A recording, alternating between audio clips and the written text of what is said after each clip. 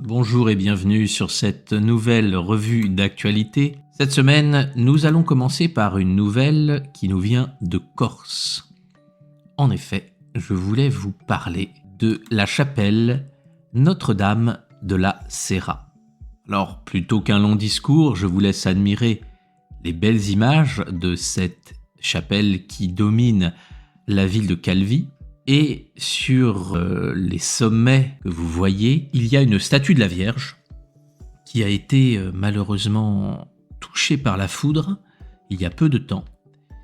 Eh bien, la paroisse a décidé de construire une nouvelle statue qui sera en marbre de Carrare. Alors ça fait très plaisir parce que cette statue a été financée par les fidèles de la paroisse. Nous voyons qu'en Corse, il y a encore, heureusement, des communautés qui sont très actives, qui ne se laissent pas influencer par les médias ni par les associations de type La Libre Pensée et qui sont capables d'honorer Marie tel qu'il se doit.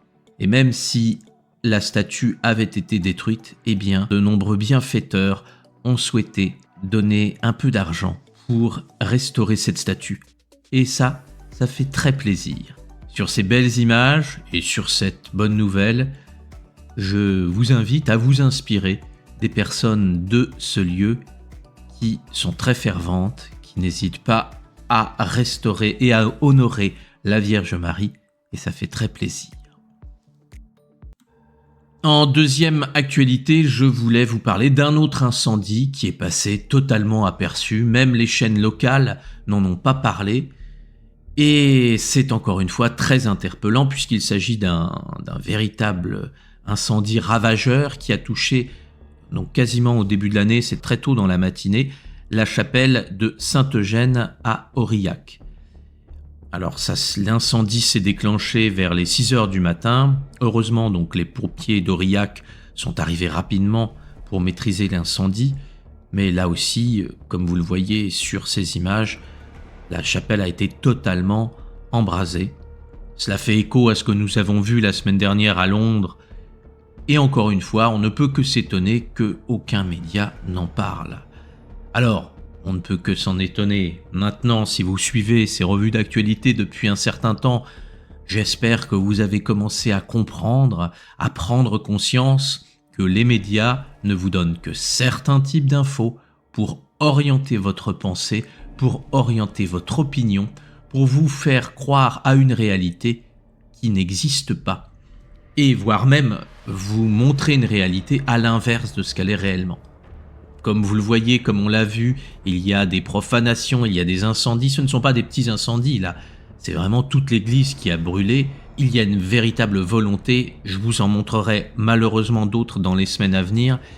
Je ne veux pas tout vous parler d'un seul coup parce que je trouve que c'est quand même assez déprimant de voir ces églises brûler.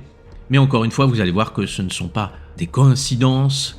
Et le meilleur moyen de ne pas alerter la population, bien c'est de ne rien dire. Et c'est ce que font les médias. Donc comprenez bien que les médias, encore une fois, je me répète, ne vous donnent que certains types d'infos. Vous prenez donc conscience que les types d'infos que l'on vous délivre ne sont pas là pour votre bien. Il suffit simplement de voir ce qui s'est passé ces dernières années pour commencer à prendre conscience de l'ampleur du phénomène, parce que malheureusement, je le vois encore beaucoup autour de moi, dans ma famille, énormément de personnes prennent les informations qui viennent des médias, qui viennent des grands journaux comme parole d'évangile, comme une vérité absolue. Et si vous remettez en question tout simplement en alertant, c'est d'ailleurs le but de ces revues d'actualité, beaucoup de personnes le prennent mal et réagissent très mal, mais vous aurez toujours en description les liens vers les articles qui vous signalent ces informations.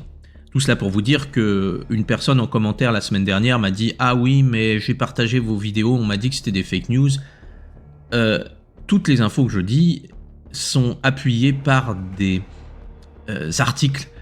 Et ce ne sont pas des fake news, ces églises ont véritablement brûlé. Vous trouverez toutes les infos, toutes les sources en description, donc vous pouvez vous aussi appuyer votre argumentaire sur ces sources. Malheureusement, bien souvent, beaucoup de personnes ferment les yeux parce que c'est difficile de voir la réalité. Seulement, il y a toujours un moment où il y a un retour à la réalité Et les personnes qui n'ont pas voulu la regarder, le retour sera très difficile. Pour finir, je voulais vous reparler du mouvement Laudato Si. Donc je vous en avais déjà parlé dans une précédente revue d'actualité. C'est un mouvement qui cherche à contribuer au débat et à encourager des décisions engagées pour protéger la biodiversité. Donc ce sont des démarches qui sont encourageantes et je voulais vous en parler à nouveau parce que ils ont sorti un webinaire, une conférence en ligne récemment sur lequel plusieurs sujets très intéressants y sont abordés à propos de la protection de la biodiversité et du rôle des communautés religieuses. Quel rôle ont-elles à jouer? C'est ce qu'aborde ce séminaire. Donc c'est un webinaire bien sûr.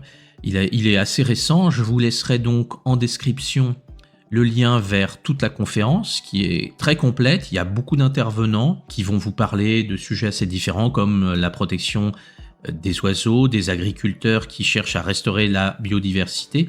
Et il y a même un frère qui raconte comment sa communauté met en pratique des actions concrètes. Donc je vous reparle à nouveau de ce mouvement parce qu'il cherche là à être dans le concret et c'est toujours ce que je vous incite à faire. C'est de ne pas simplement rester à se plaindre que le monde va mal, mais c'est à se mettre à agir. Et là, il y a un mouvement. Si jamais la biodiversité, si jamais on va dire l'écologie vous intéresse, eh bien plutôt que d'aller éteindre les lumières, d'aller quémander des taxes carbone à l'État ou autre genre de choses qui n'avancent à rien, essayez d'agir dans le concret. Et la biodiversité, Dieu sait qu'elle en a besoin, étant donné l'état de notre environnement aujourd'hui. Cette semaine, il n'y aura pas de réflexion, parce que la semaine prochaine, j'aimerais aborder un sujet non pas complexe, mais j'aimerais que nous passions du temps à en discuter, parce que les conséquences sont très importantes. Donc, ce sera tout pour cette semaine. Je vous souhaite le meilleur.